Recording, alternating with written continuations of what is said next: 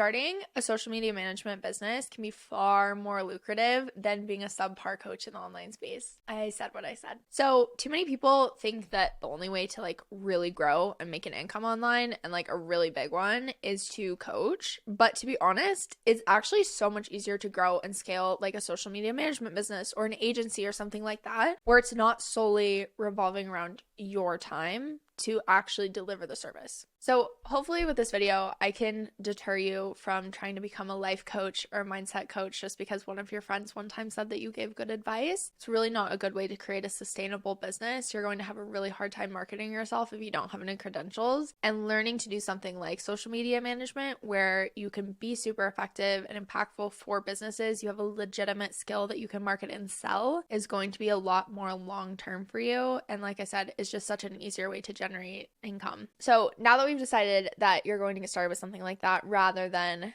life coaching or mindset coaching, let's get into the how. So the most asked question I definitely get from people is just how to get started. So we're going to break that down. So before even getting started, the first thing that you need to know is the difference between a social media manager and a brand strategist, because unfortunately, not a lot of business owners actually know the difference, and you'll find a lot of founders that are hiring people for social media management that are not doing the right things.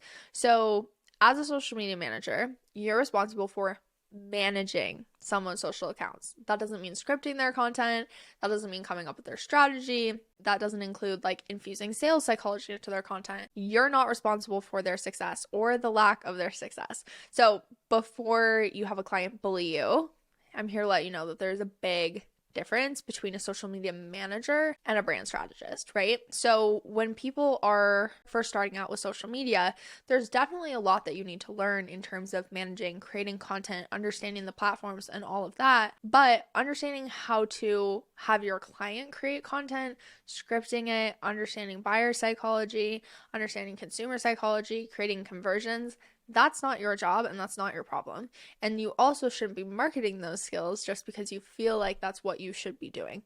So again, keep in mind, as a social media manager, your job is to manage. You're there to create high quality graphics. You're there to help them with the content plan. You're there to help them post the content. You're there to manage the engagement of their account. You're not there to set the strategy. That's the founder's job or a brand strategist's job. So let me ask you this. Have you ever managed a social media platform before? What platform? How long? Did you see growth? If so, how did you do that? If you've never even had a social media account, or you only have a personal one where you have like 200 followers, you better go create one for yourself and start learning how to actually use them. Understand all the different features, understand different ways to edit, understand different ways to create the graphics. Like I said, the best way for you to really gain any type of experience is to just actually do it. So don't try to throw me the excuse of I don't have any experience. Like, no one has experience when they first get started. The only way that you can learn is by doing. So there's lots of courses you can buy. There's lots of information out there on the internet, but the very best way to learn is to just do it for yourself, okay? So with you having no experience, you're literally starting from scratch. Let's get into some of the resources that are super helpful for you to actually learn, right? So first of all, at Lainey Media, we're here to make your world a better place. Obviously, we're going to teach you everything that you need to know. Another thing to do is look at other social media managers in the online space. What are they talking about? What are they posting about? Now, this is a way for you to go in and kind of get an understanding of what other people in your industry are doing. This is not for you to go in and start copying them. Don't be weird, okay? This is for you to really get an idea of like what problems are coming up for clients. What services are clients really looking for? Learn the language that the industry speaks in, right? This is for you to start getting really familiar with the online space, with what people are needing and what you can do across all of the different platforms. Looking at your competitors and other people in the space, that should really be leveraged more so as insight into what's possible, not something for you to try and copy paste into your own business. Okay. Number 3, and this one is so important, stop sleeping on books. Okay. I know you're constantly hearing to Google everything. Google has everything. Yeah. And that's why every other person, they all sound the same, right? It's because they're all getting their information from the same place. So if you really want to stand out, really differentiate yourself, gain skills and knowledge that most people aren't willing to learn, read.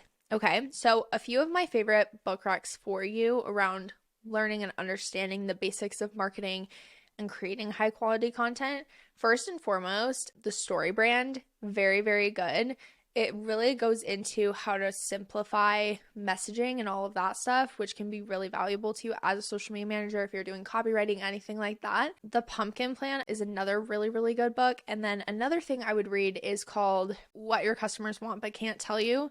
And this does go into a little bit of consumer psychology, sales psychology, so that you have an understanding of how to infuse that in the content. Now, I know I just got done saying that that's not your job to have that understanding, but it can make you better at your job as a social media manager and can be a really big differentiator if you are able to assist in curating the content that they're already making based off of their strategy in a way that's going to be more impactful and psychology driven. So those are definitely a few books that I would recommend you reading if you're just getting started. Now, the next thing I'll say is practice what you preach. And I'll even tell you, if I see one more person trying to slide into my DMs telling me that they're going to help me grow my social media account, and then I click on their account and they have like 47 followers, I'm going to lose my mind. Okay? If you can't do it for you, why would I pay you to do it for me?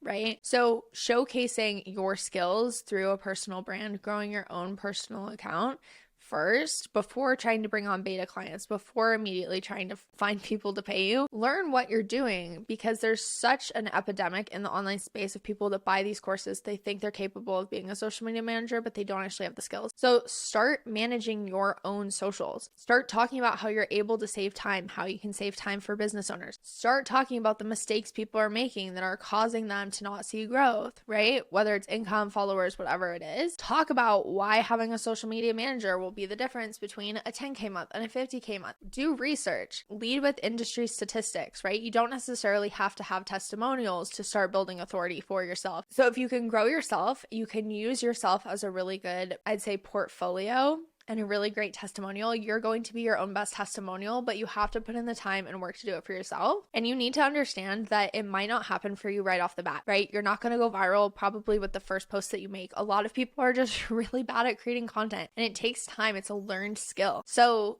hang with it. Set a strategy and stick with it for at least 90 days before you make any drastic shifts, because you have to put out pretty consistent content to be able to have data to make decisions and decide what's working and what's not. And then when it comes down to the marketing, how are you going to showcase you and your work? What makes you different?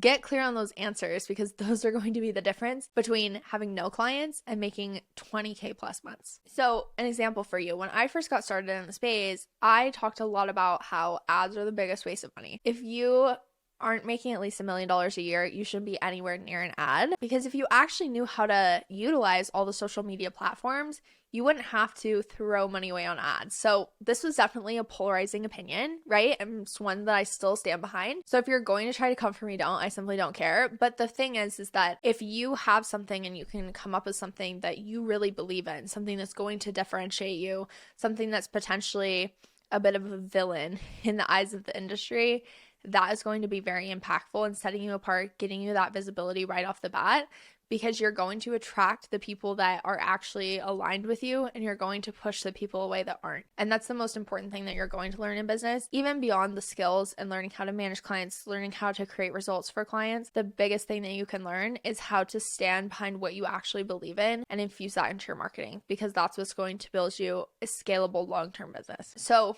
with that opinion, I was able to open the eyes of so many business owners who thought that the only way to grow was through ads. And so now, instead of wasting $10, $20, $100,000 every single month, they don't only save that money, but then we're able to 2-3x their revenue. So again, that's something that I still stand behind, that was really polarizing in the space, but was something that really differentiated my brand from what everyone else was doing. So do I think that you have what it takes to be a social media manager? Yeah, obviously. But what it really comes down to is, are you willing to put in the work? Because the reality is that it's not a get-rich-quick scheme. You actually have to start a business and run it and scale it, and you actually have to show up and put in the work.